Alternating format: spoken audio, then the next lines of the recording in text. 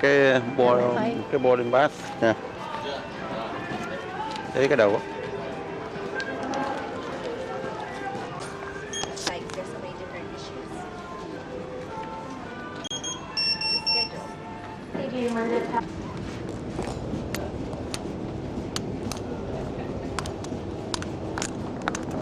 Tám ABCD. 8 ABCD. ABCD luôn hả? Và nó cùng dãy. Cái kia đó mình đi xe nó đi từ đây xe nó đi ngang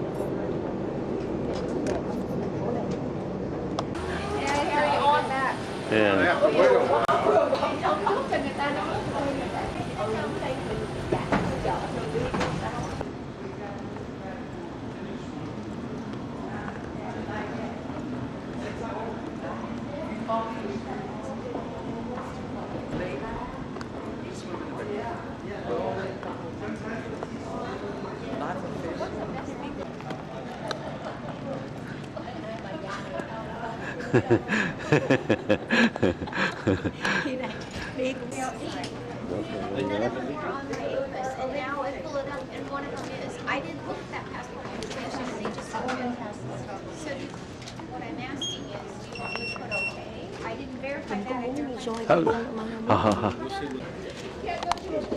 And just, she needs to see these here. What's that, Tween? You grab.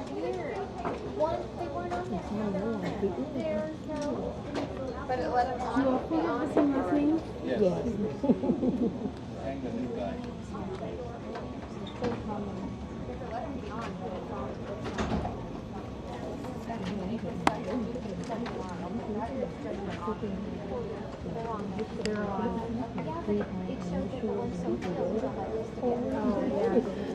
Tại Yeah, how many you got left? tại đi ra nhỏ đó chắc kỹ ra, cho còn chắc cái quay mình nữa chứ. Nó còn quay rồi coi nó nặng nặng một cái cho nó đừng ngồi đâu á. Get it together. You guys are all set. Go check on Vancouver, guys. Okay. Got your seats. Okay. You're all set. Okay, thank you.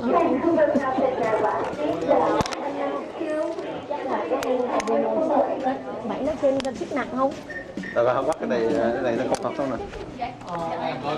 19D, 19E. 19D, 19D, giờ này 19 gì? Đây. 19A. Ồ, mọi người hết tới à? A and B. Không, cái kia sao? A, B, D and E. A, B, D, E, 19. Ok, hồi nãy cũng là X. Hả? Ồ, 19 chắc ngồi cái chốt rồi đó. A, B. Nó đổi là cái ship khác này. Nãy mình là cái... Chưa mất cái ship. Đi lên Highline mà đi bộ gì thế? Cái đầu. Có dù để sẵn nữa rồi.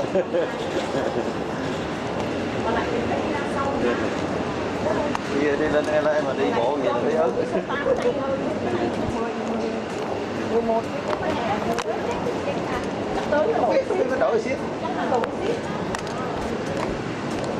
Cái con nhỏ nó chết trước lúc mà ở San Diego rồi đấy. Ồ, chiếc này cũng lớn chứ, chiếc này lớn hơn chiếc nãy. Chiếc này lớn hơn chiếc nãy.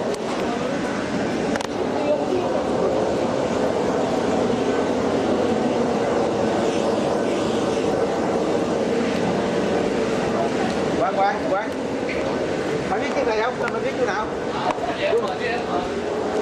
Với em hả? Cùng á. Vô tôi nhào lên lại. Em. Nhào lên đợi chiếc khác rồi đó kìa. Đâu em mời đâu? Em mời đâu Hoàng? Ô nó có chữ này, nó có chữ này. Nói chữ này sao dây.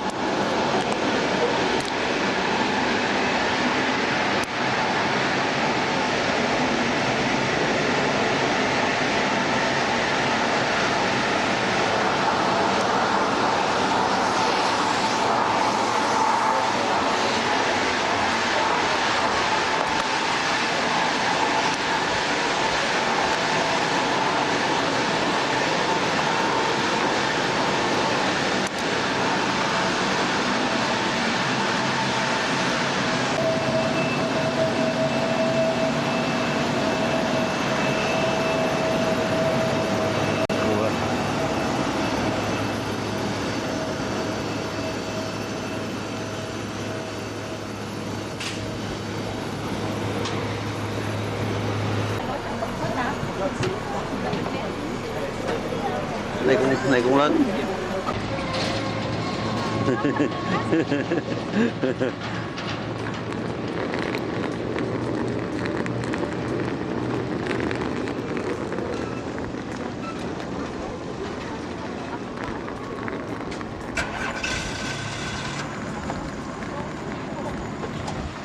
Vancouver.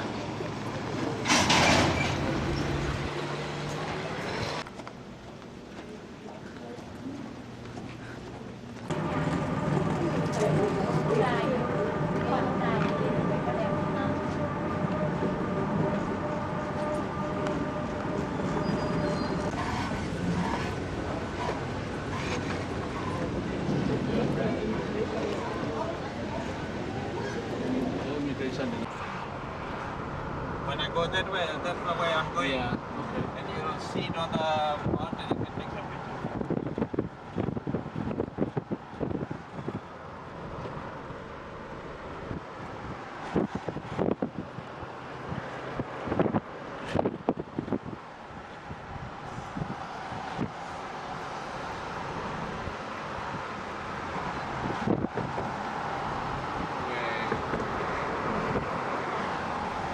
Ở đây bên Thank you. No, just wait. Hey, I'm learning. No, but just like. I learned. Then let's see. There we go. Let's see, as long as I get this in.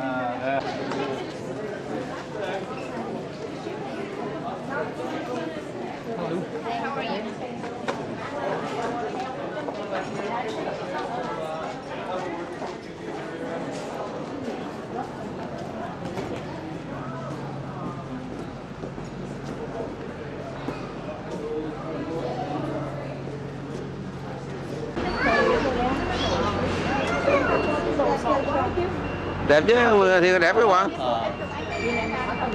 Cái này đang đeo trong tay.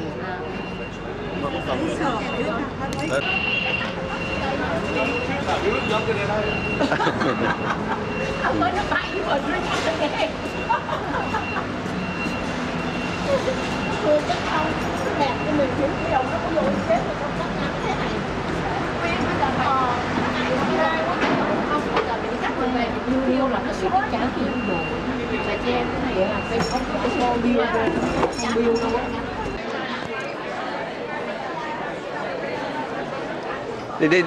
Đi Quang đây. Ok đi.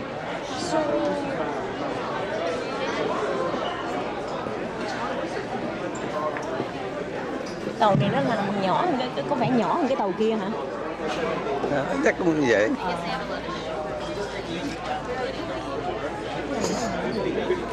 Bà mua Không phải đừng mua lần.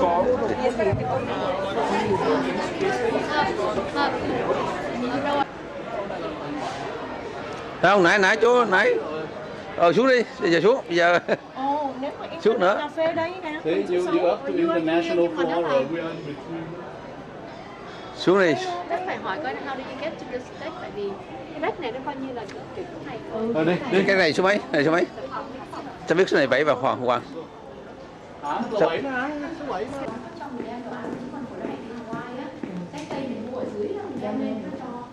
Thì đó mình mua cho cái trôn trôn với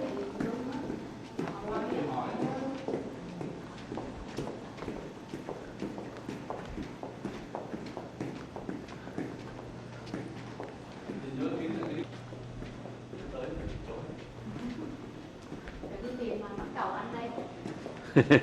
Cái này hả? Thì măng củ đôi dạ măng củ. Thế nào mình Bây giờ mày Xa không ba? gần ha. Straight hả? Gần ha.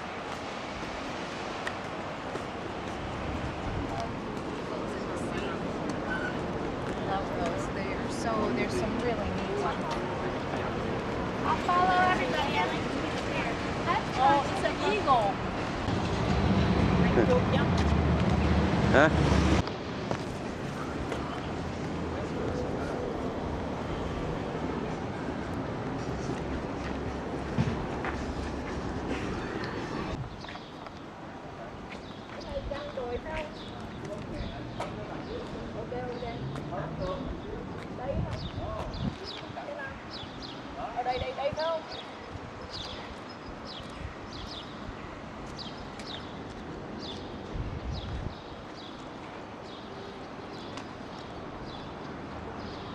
kém nha, mỗi người được có 2 chải thôi.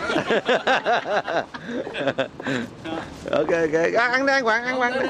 Có tôi có mà, ăn đi, Thôi đủ rồi. Đi.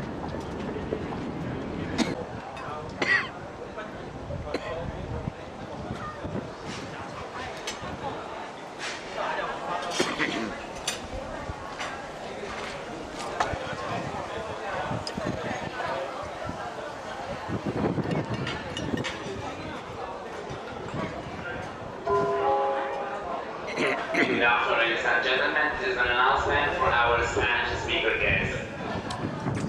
Buenas tardes, señores y señores. Atención, por favor. Con el señor Ángel Díaz y la señora María Bello de Díaz, por favor, contacte la recepción ubicada en el piso 5 o bajando el numeral 20. Una vez más, con el señor Ángel. According to SOLAS, Safety of Land at Sea, International Maritime Laws, and United States Coast Guard regulations, all passenger vessels must have an emergency mustering before or within 24 hours after departure. These drills help familiarize you with the safety procedures.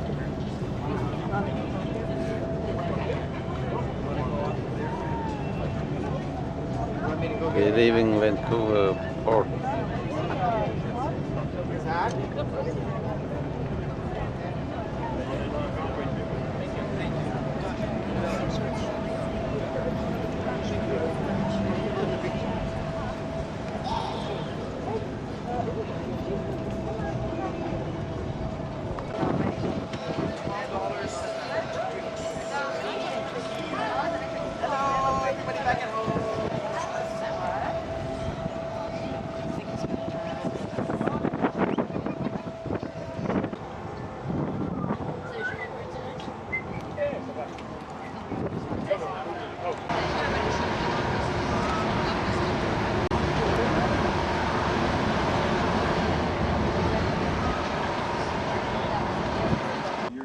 Pilot leaves tomorrow at 10.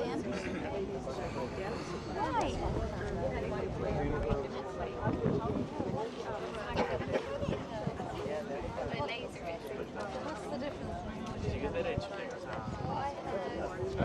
What's the difference? No, it's just the heat finds.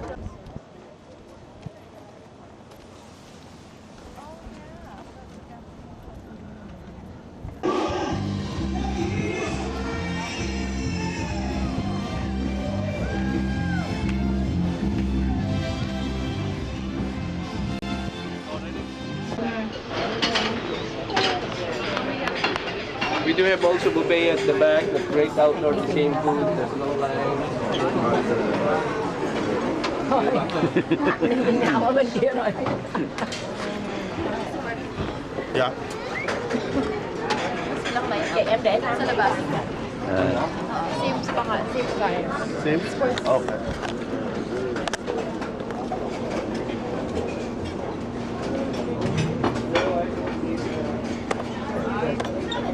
It's a what they want.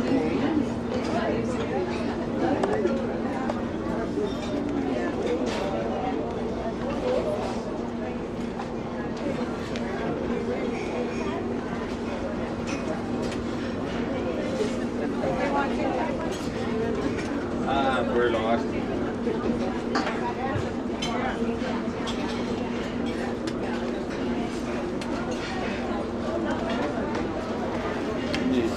Chưa ăn có mấy này đâu.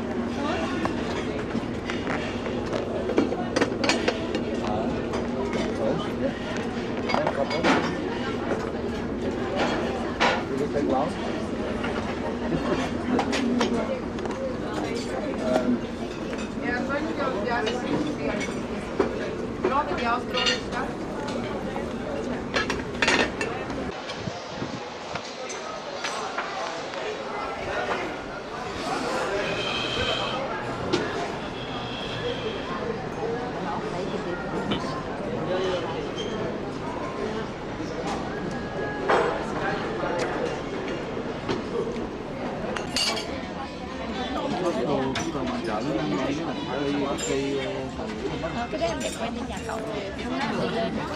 Nhưng mà có gì nói cậu đem tới rồi. Trong ngủ trong ba mình đó ở tối đó.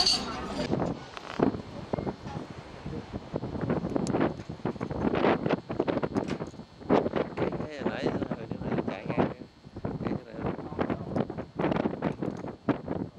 Nó sẽ đi hướng nào ta? Đi thẳng qua hai cái cột kia để đi ra ngoài.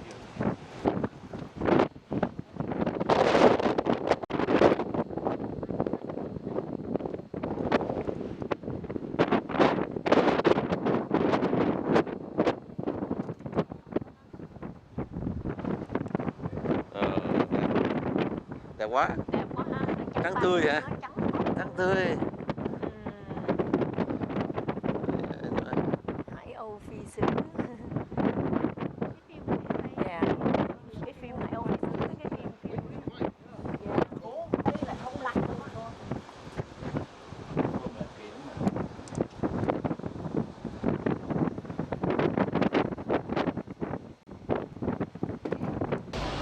Coi lại đừng có hỏi lại giờ đó.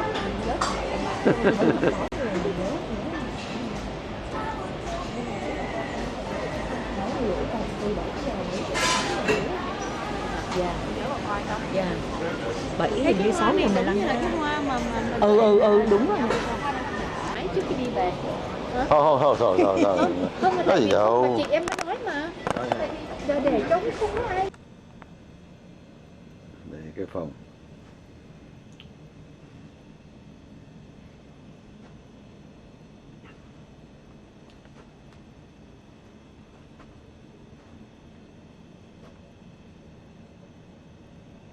Có Á Đông chút rồi nè. Only for two. Sao nó lobster đâu? Bên tay phải là entree. Nếu mà lobster and grouper là chắc nó cho tí xíu lobster rồi. Không cái kia nó phải là lobster theo hay là nhưng mà cái basmati rice được này, asparagus được, garden vegetable. That's just sounds good. Nhà mình cũng vậy, nhà mình cho con mình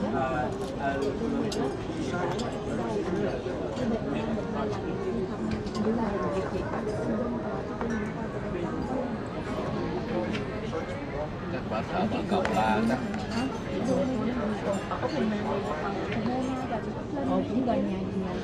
Giờ sống to là Hoàng. Sống to này nè.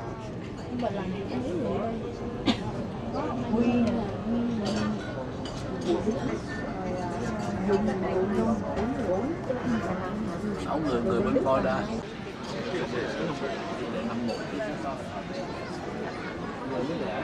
Đó là movie cái thời xưa. Không mấy cái movie, nếu mà movie thì lại coi movie lại không bận rồi thì lại không có rảnh ra bận rồi. Không movie đâu.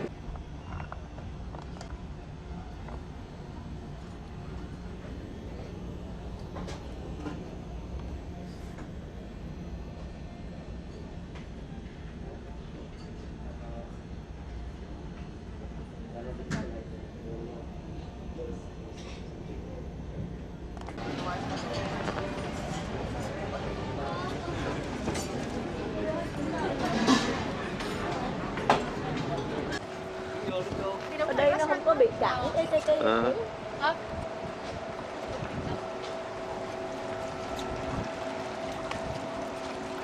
Khai mái luôn.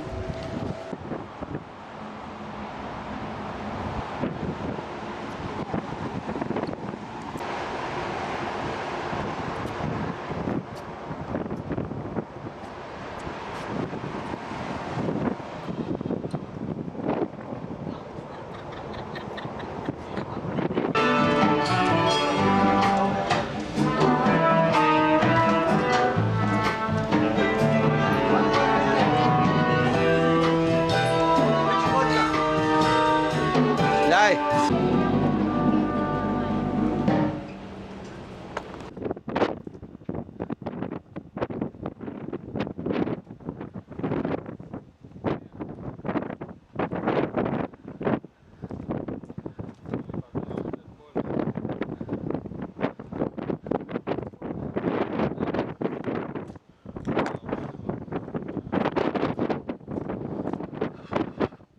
Dolphin on piano now.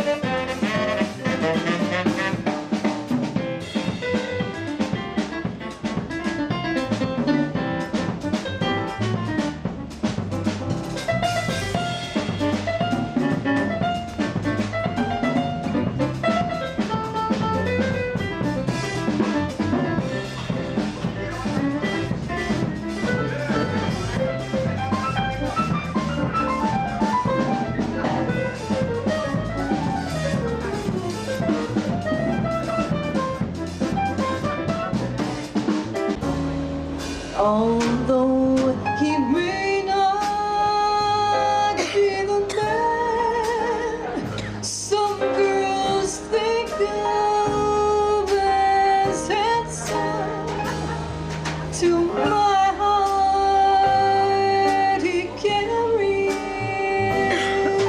the key.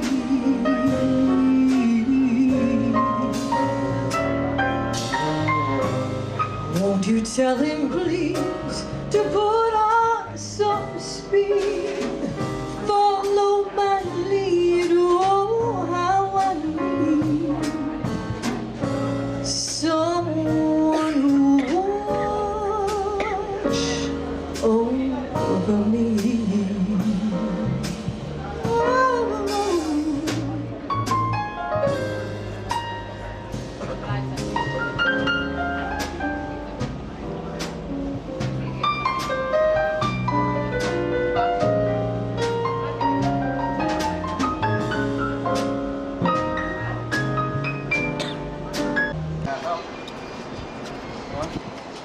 Đúng rồi.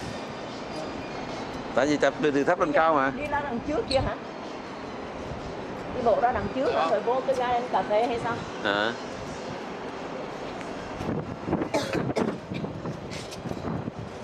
Đẹp quá. Mỗi cái room nó có cái khác nhau.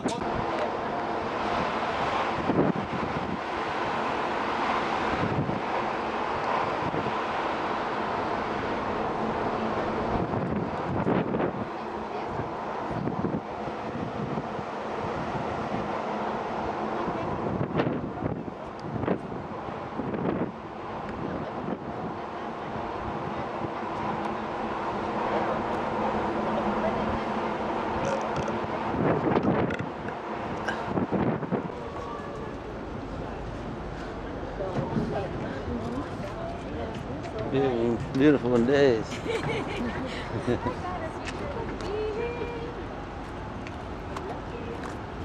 Có cá không? Có cá nhỏ nhỏ nhiều lắm. Ôi ôi. Cá giống cái chỗ San Diego của Hoàng nè. Con nè đó, cái này chắc salmon, nó lý được salmon. Phải đâu.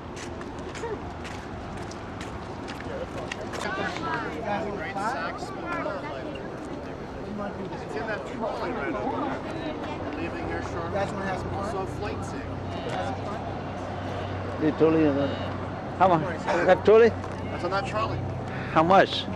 It's normally a $50 tour. We're having a special. It's only $40, and it does everything. The whole city. Oh. We go out to Saxman Village, walk you through, and do all that. That alone on ship's $58.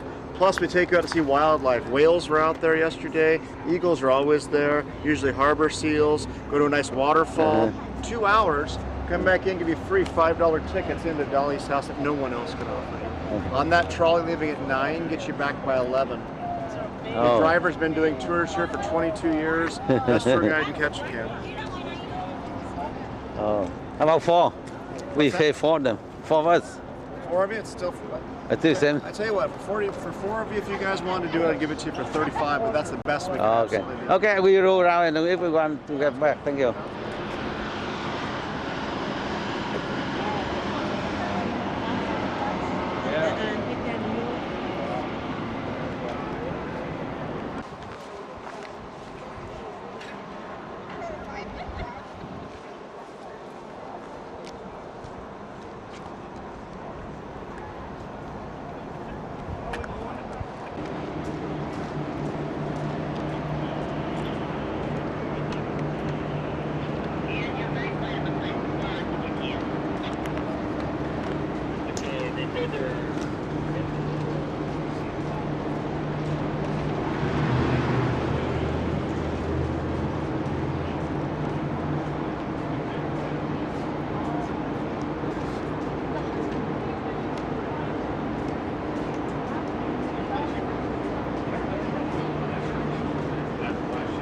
Yeah, we're here in about 2 minutes. On our right hand side, we're gonna go past E.C. Phillips.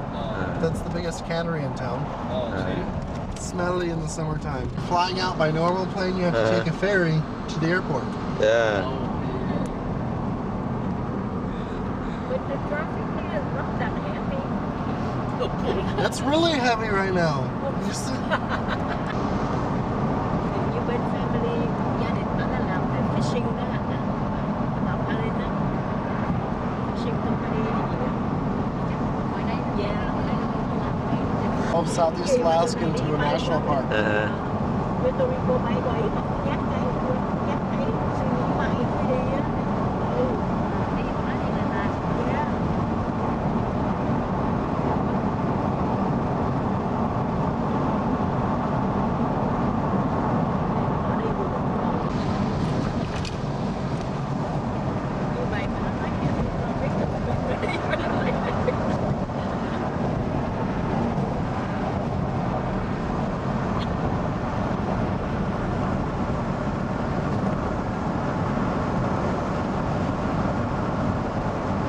Out here this far north.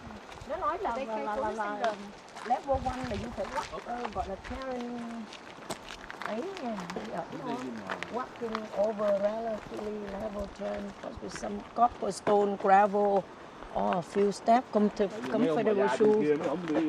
Recommended. Này có nói hả? Này có nói hả? Chỗ này là cái đó là level 1 đó. Wow. Cái này real jungle đó. Real jungle rồi. Có khi nào mà thấy con bé nó đi không ta? Hả? Take deep breath đi. Đúng rồi, ở đây no air pollution hả?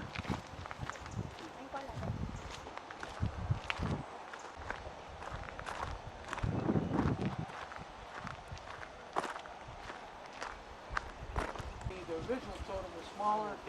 You can take a big hand on there and have the faces on the fingernails.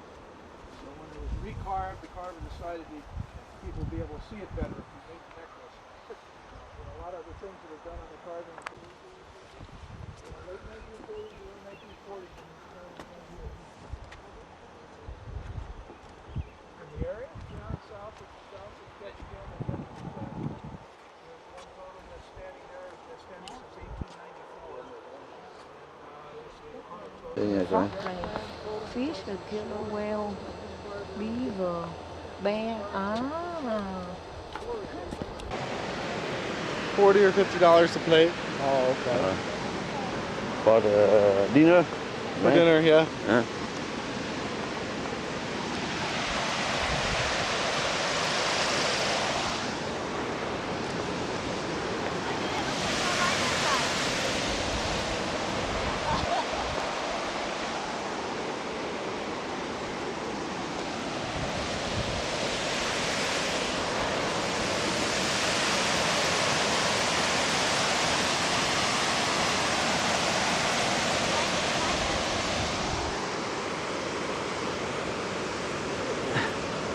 Anh đi nhanh xíu nó chở mình cái lại chỗ Salmon Hatchery á. Anh đặt đến ăn cá có khác anh cứ đòi đi thôi.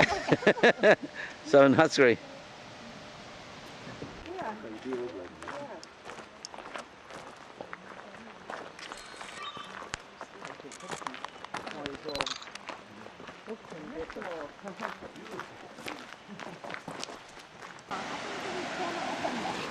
It's not open. Yeah. Đẹp ha.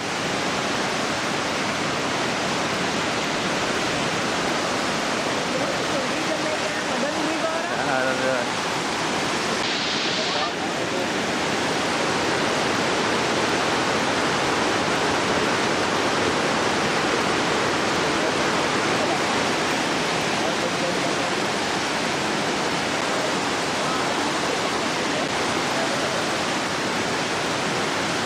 Okay, we'll walk back. Walk back. Đi đâu mà gấp vậy? Seedland.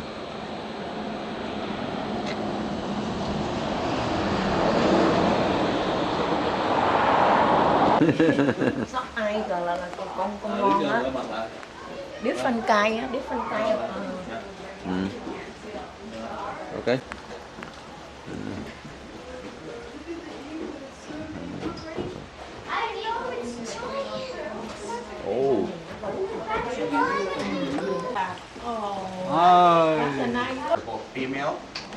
they're non-flighted, also not releasable. They were injured in the past. Cha'ak flew into some power lines and broke her right wing at what would be the wrist joint. Aurora broke her left wing at the elbow joint when she was tangled up in a fishing net. So, you have to actually get to them within 24 hours of their injuries in order to be of any help. After the 24 hours, their bones will have fused together. And that's what's happened with these ladies. Their bones have, fully healed. They've just healed improperly to where they cannot fully extend the wing that they've injured. Little like supports inside of the bone that keep the bone strong. It's actually not true. That's a territorial call. It's like their favorite thing to do. They kind of just wait for other birds to fly by and then just yell at them. Just tell them, hey, this is my space, this is my food source, I don't want to share it, don't come down here, I don't want to talk to you. Like, it's just, they're just telling them that this is their area. And not to come down here or there'll be a fight. Yeah, but bald eagles are pretty territorial animals. Out in the wild, some of them have territories that span a 50-mile radius. So they travel pretty far ways from the nest. So, Now, but if they had 50-mile radius, how would they look at it all the time? how would they? How would they protect it from other bald eagles all the time? Well, their nest doesn't usually get moved into, but if they have eaglets, baby eagles, then the female always stays at the nest, and the male will do the hunting and travel 50 miles. So the males are usually better hunters. They're a lot smaller. Male wingspans are usually about 6.5 feet, so they're really fast in the air. And see how those birds are kind of round and fluffy? The males are really skinny and sleek. They look really slick, and they can fly really, really fast. The males will go over 90 miles an hour in a dive in the air. The females are a lot slower, like 80, 75 to 80 miles an hour. But but the females are really tough, and they're really strong, and they boss the males around. If we had a male in here, if we had a male eagle in the compound, these ladies would eat first, and the male would just watch them, and they'd kind of kick him his food, his scraps. They would get just the scraps. I'll divorce them. But You hear that, guys? yeah. An eagle's world. So, now, even though these birds are both female, Cha'ak is larger, so she is the boss, and she doesn't have a problem with telling Aurora that. I mean, she doesn't bite her or hurt her or anything. Trying to get some of Cha'ak's food, she'll, like her beak, she'll bang and peck her really hard. Thôi We have steelhead trout. They're not a species of salmon. The difference between the two is that these guys will be able to spawn 4 or 5 times in their life cycle. All 5 species of the Pacific salmon will only be able to spawn once and then die. It just happens right at the end of their life cycles. Now, that's about really the only difference. Other than that, they're very similar to the coho salmon that we have. So we have 6,000 steelhead trout, 100,000 coho salmon that are throughout all the rest of the tanks. And we're actually going to put some of our youngest fish in this big tank right here soon. And see that big metal screen in the middle? Well, if you look in this tank, there's like a drain at the bottom. Well, that's just to keep the little guys out of that drain, because if we didn't have that there, they'd all get sucked down the drain. And all the drains, though, lead into the creek. When we release these fish for the steel, see that orange on his belly? That's the yolk sac from the egg. It stays attached to their belly. They feed off that for a winter. Imagine starting off life as a little orange blob. Well, you did. You started as a little blob as well. This one right here, this is 6 months, and if you get a close look, you see their bellies are kind of open because their skin hasn't grown over the yolk sac yet. Now these are fried. For coho and steelhead, that'll take 7 months, and for kings, it takes 9 months. At that point, we take them out of those trays. See those trays over there? Those are incubation trays. And that piece of plastic is just to act like the gravel, kind of rest when the current hits. Two rough ones. And then this is after a year.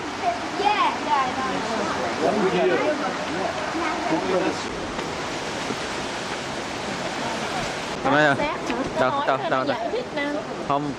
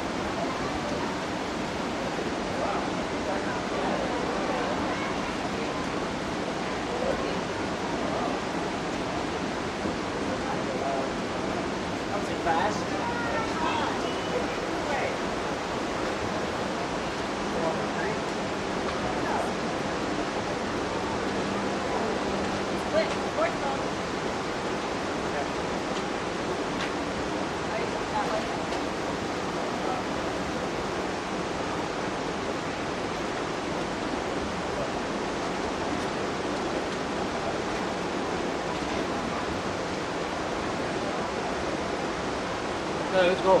ok.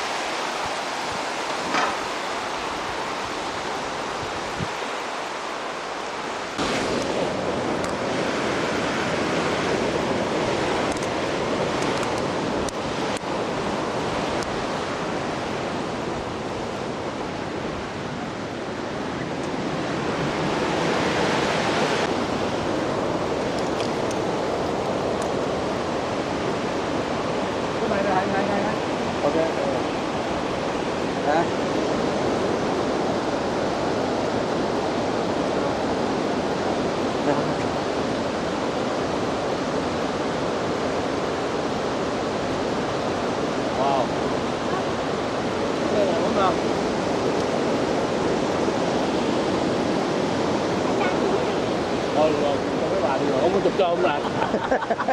Tao mà tôi cưới một cái.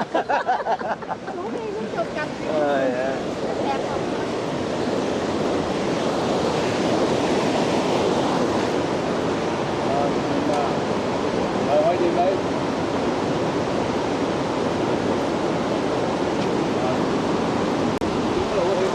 Đứng đây là anh Tàng, đứng đây rồi. Đứng đây chỗ phòng đó. Đó.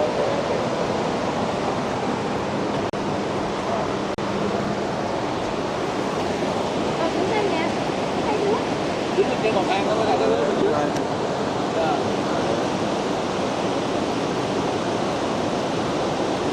Muốn thấy nước gì xíu gì tao cho coi nước. Để đâu? Cái gì tao? Cái gì ship?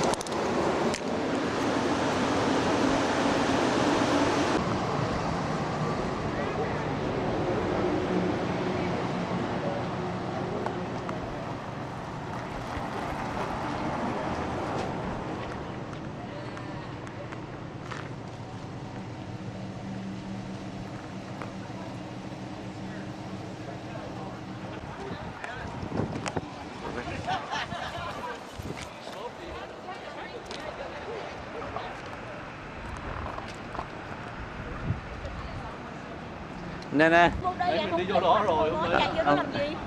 Nó có một con đường đi thôi à. Chỉ có mấy cái shop thôi. Actually nãy cái thằng taxi nó bắt đầu từ đó. Có người đây tốt. Có thấy mỗi người có một cái bắt đỏ đỏ đó là người nào cũng được cái đó cái bắt đó. Tại vì bố coi trong cái đó nó có mấy coupon đó bố. Để lục chung lục cuốn sách cho đã rồi để chừng hả? Sách trong này Lấy ra coi có.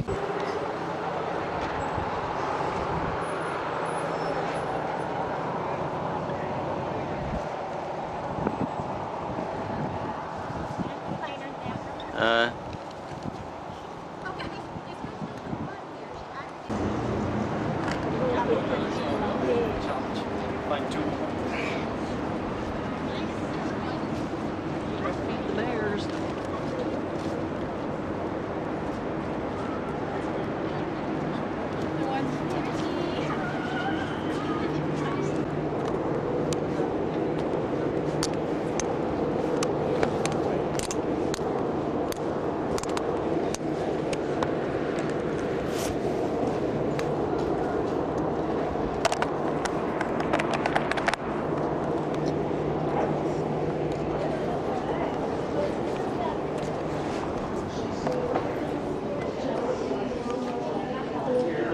Đi đi.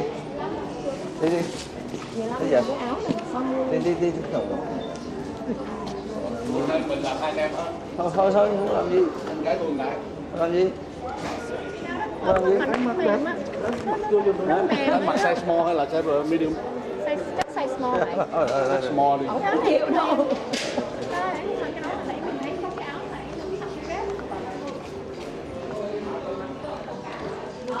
Nó đẹp đấy. Anh gái tôi thằng small không? Đâu mà thử rồi đã. Thấy rồi không nè, không có. Small không hay là medium? Cái này small, cái này cái gì? Bảo vẫn mặc cái nào? Thử cho ông con coi. Đúng đó, cái này gì? Cái này là small hay gì? Small. Thôi còn mặc nó không rồi, không. Nhỏ, small nhỏ hả? Mà bác có mặt người ấy thì thôi Hoàng lấy đi Hoàng, nó không có. Ai đi mặc chứ không mặc tôi cái là cái hai hả? Nhưng mà không lúc nào mà nó nhớ nhát Ờ.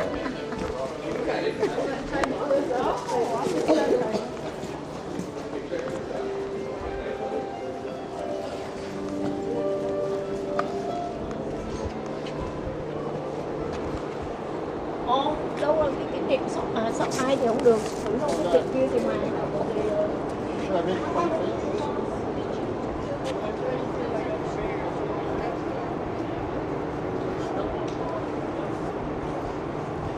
Cái này reversible hả? Cái này Không.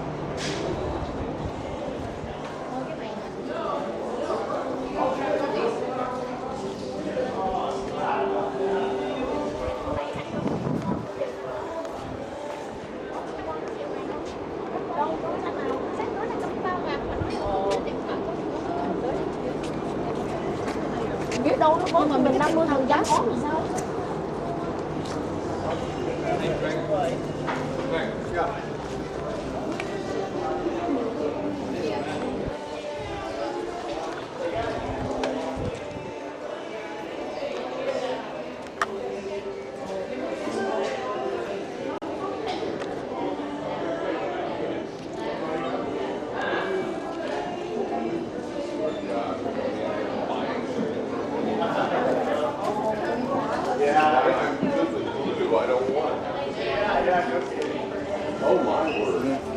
Thôi dọc về đi.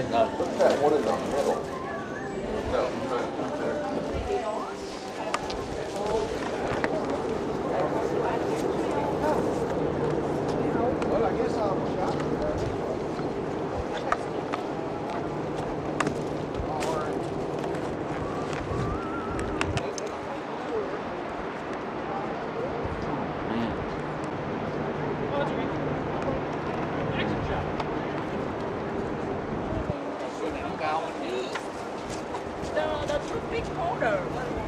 Đâu tìm nào?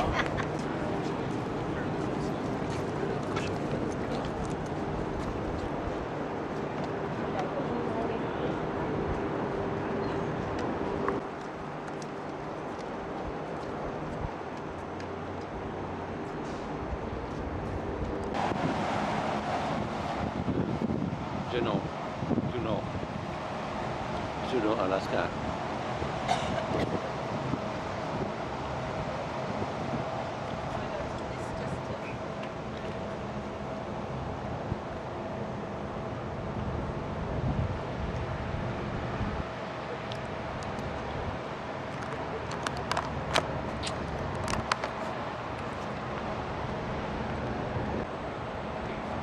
Juneau, Alaska.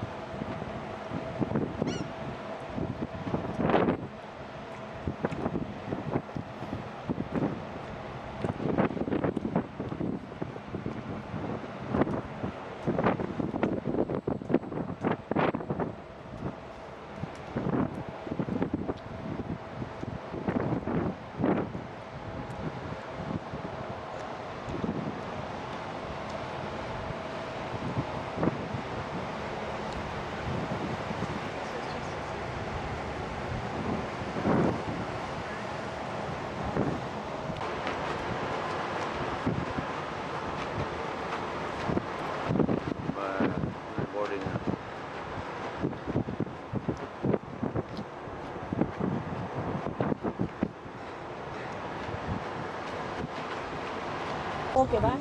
Chưa để đây coi. Đó, tour số tô tu thao kìa. Đó, số tô tu thao nè bác. Từ. Mình phải thích số tô đi tiếp theo.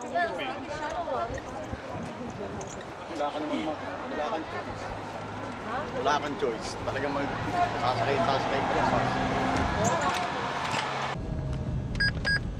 Okay, well, my name is Roland. Roland. Hi. Well, don't take money from him, okay? I'll pay you. It's our turn to pay this time. Yeah. Okay, well, they'll pay. If you Don't want to take- slip me money, I won't tell them.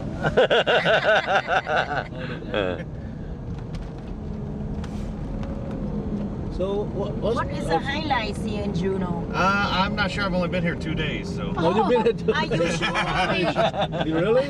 Been on for about 15 years. Okay. I grew up in Anchorage. Oh, Anchorage. Another guy from Anchorage. Yeah. Well, I was born in Texas. Oh, Yeah, but I went to kindergarten there. Found out Alaska was bigger. You know, Texans, I had to have the biggest, so I moved to Alaska in kindergarten. Front seat we gotta put on our boats. Okay. You know, but $27 is a lot for a view. You got a lot of views. You know, you're gonna see. Views everywhere. Yeah. Free view. You can go on the back of your ship and look out and see the rooftops. Oh. So, I mean, that's what you're going to see up there. You know, you'll see a little distance.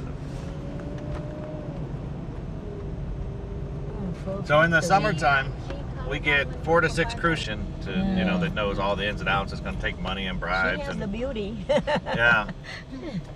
And the brains. I mean, she hasn't been in politics a long time, and she's already governor. Oh, yeah. So now she's already ran for VP, you know, I mean. Yeah. Biden, that guy, he's a veteran. He's been in the circuit for so long. Now see our school buses here? Oh, yeah. See the chains down there on the bottom? Oh, I see. Those are on hydraulic arms. Oh. So if it gets snowy or icy, they don't have to get out and change the tires. Oh. What do you do? They just hit the button. Oh. And those arms lower down, pull out in front of the tire and start spinning. Oh, that's nice. Yeah, Cool. because this one This area a lot of snow, so that's why they do that. Yeah. Well, we don't get a lot of snow. One of the oldest bars in Juneau. That is the original wood back from the early 1900s. On the lower side there, they've actually moved it. It was a brothel during it's called First Avenue. That's actually a street. Avenue? Yeah. Oh. There are homes up there, 5, 6 homes. Yeah. Every time they leave their house, they have to go up and down those stairs. Oh. That's a good workout. Can you imagine delivering pizza and getting that address up there? Oh, hell no. You're right, real far over there. Yeah. See the church, the steeple, that's the Russian Orthodox Church, St. Nicholas, you might have heard of. Oh, yeah. Oh, yeah, by the way, can we see Russian from here? No, you can't even see Alaska from here. We're going to go in front of that here in a second. Okay. Everybody opens up their windows, you know, like this, but I grew up in Anchorage. You only have electric heat in Anchorage. Nice. Here, you only have oil heat. It says, the sign there says established 1894. So that is the oldest existing church in the state of Alaska that still has services. There's older churches, but they don't have services anymore. That one every Sunday has services. One of the reasons why garage and the city tried to sneak one by, they were going to build a new Capitol building. You know, it's like, hey, wait a minute. We're not... Little museum here. Museum ain't too much. Let me pull out of the way here. But the museum, this is the first place Alaska flag was ever risen. It's right out front here. Every state will have one of those, but we call that the SOB. But that's really... I don't know if there's a connection, but they're state words. He's so innocent, but it's In medical terms, there's an SOB too. Huh? Now, do you guys know what the Alaska flag looks like? SOS, yeah. Kind of, yeah. This is our Alaska flag, if you can Oh, see right it. there? Oh, okay. That, okay. When it became a state, they had a contest to design the flag. The 6th grade teacher thought that would be a good project for a flag. And one of the 13-year-old boys won. And then, had to write an essay what it all meant. Blue background, of course, the oceans and the glaciers, represent. North Star, we're the farthest northern state. But why the Big Dipper? Why would that be in our flag? Anybody know? 13-year-old boy figured it out. Come on now, we're all adults. Some of us are even educated. So, I didn't know until I read the story. So, and I would have never figured it out. But the Big Dipper is in the Bear constellation. Alaska's home of the bears. So that's what he picked, and he won. I don't know his name, but I know he's 13. They designed our flag. Now, at the top of our mountains here, we have about 150 miles of gold mining tunnels. That's more than we have road systems. Just honeycomb throughout the mountains. Do you have a tour to go through there? There is one tour that'll take you out to one of them, and you go down in it and check it out. Now it's just I'm not too crazy about those tunnels. Yeah, now it's just a tunnel. It's really not, I was at the DMZ tunnels in South Korea. Oh, really? That's scary. Yeah. But that's nothing there. Have you It's the same thing. Fuji Fuji, in no. Vietnam? No, you should go. Now, so of course we're built out of this rock. They tunneled through this rock. It's hard rock. Yeah. It's hard mining. What they would do is they would railroad this, the chunks of rock that they blasted right down into town here, the middle of town. They crushed the rock. I mean, they had to do it really, really fine. And they'd extract the gold through a smelting process I'll tell you more about in a minute. But they pull the gold out. They threw the rest over in the ocean. That built up this whole flat part of Juneau. Used to be ocean. Oh. Now it's all tailings in the mine. We call those the streets of gold. Oh, streets of gold. Because back in the 1800s, with the technology they had, they could only get about 70% of the gold out. Correct. So they were throwing 30% of gold in it. So now there's streets of gold. These stamp mills that crushed the rock, we had about 10 of them running around Juneau and Douglas, because there was a mining on Douglas Island across there too.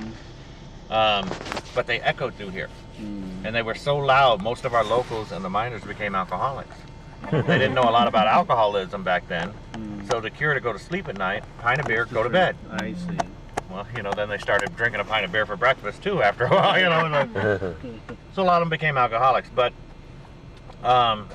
They only close those 2 days a year. Otherwise, they ran 24/7 all the time. Bam, bam, bam. You know, just noise. The 2 days they closed those, one was Christmas, obvious reasons. Second, 4th of July. They couldn't hear the fireworks over the stamp mill, so they had to shut them down so people could enjoy the fireworks.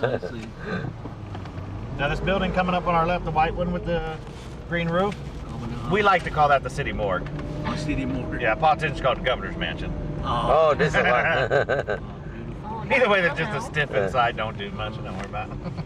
It is the only governor's mansion. Can we get out, take a picture? I'm really not allowed to stop. That's okay. But So the governor stay here, right? yep, actually they're right behind us.